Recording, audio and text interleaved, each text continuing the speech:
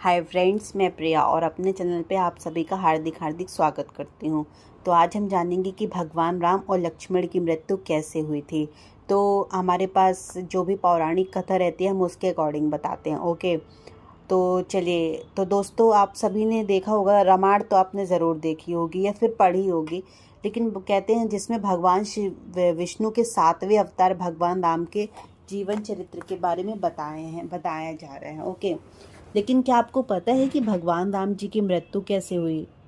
चलिए, अगर आपको नहीं पता तो मैं इस वीडियो के माध्यम से आपके साथ कुछ चीज़ें साझा करती हूँ। ओके, चलिए। तो भगवान राम का जन्म तो इंसान के रूप में हो गया था, लेकिन उनकी मृत्यु होना असंभव नहीं हो रही थी। परंतु काल चक्र को बनाए रखने और चलाने के लिए ये भी जरूरी था, क्योंकि प्रकृति का नियम नहीं बदले। इसलिए भगवान राम ने अपनी मृत्यु का समय तय किया और अपनी मृत्यु के लिए कुछ ऐसा किया जिन्हें जानकर आपको हैरानी होगी। चलिए, तो वो क्या था कि एक पौराणिक कथाओं के अनुसार भगवान राम ने त्रेता युग में सारे कार्य संपन्न कर लिए थे।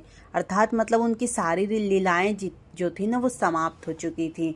तो धरती पर जीवन अवधि भी समाप्त होने का समय आ चुका था। लेकिन समय समाप्त होने के बाद भी काल देवता यमराज भगवान राम के समीप उनके प्राण हरने नहीं आ पा रहे थे, क्योंकि रामदूत हनुमान भगवान राम के प्राण रक्षक थे, जो स्वयं महाकाल का एक रूप है। और महाकाल से उनके आराध्य भगवान राम के प्राण छीनने की हिम्मत ना तो किसी काल में थी और ना किसी अन्य देवता में। इसलिए काल चक्र और समय चक्र को आगे बढ़ाने के लिए भगवान राम की मृत्यु होना भी जरूरी था।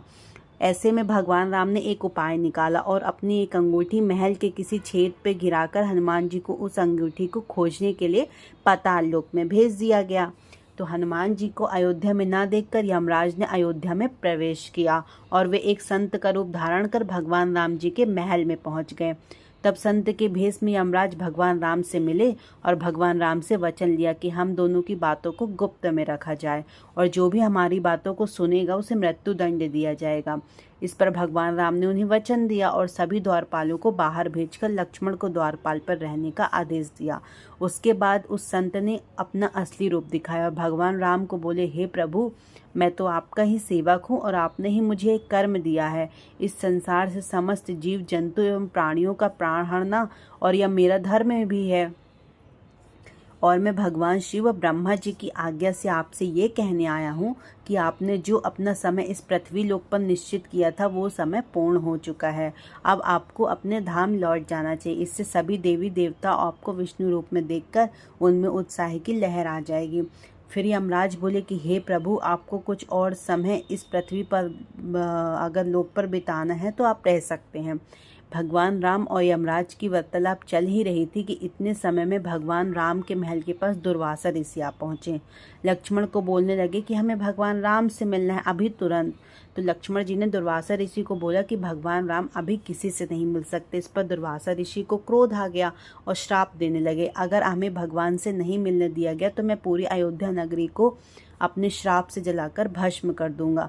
इस पर लक्ष्मण जी ने उस श्राप से भय से सोचने लगे कि अगर मैं इन्हें प्रभु राम जी के महल में जाने दे दूं तो सिर्फ मुझे ही मृत्यु दंड मिलेगा, लेकिन अयोध्या नगरी तो बच जाएगी। इस पर विचार करने पर लक्ष्मण जी ने दुर्वासा ऋषि को प्रभु श्री राम के महल में जाने दिया। उसके बाद भगवान राम और यमराज के बीच की वार्तालाप भंग होने के कारण भंग हो गई थी उनकी वार्तालाप। तो भगवान राम ने लक्ष्मण का त्याग कर दिया।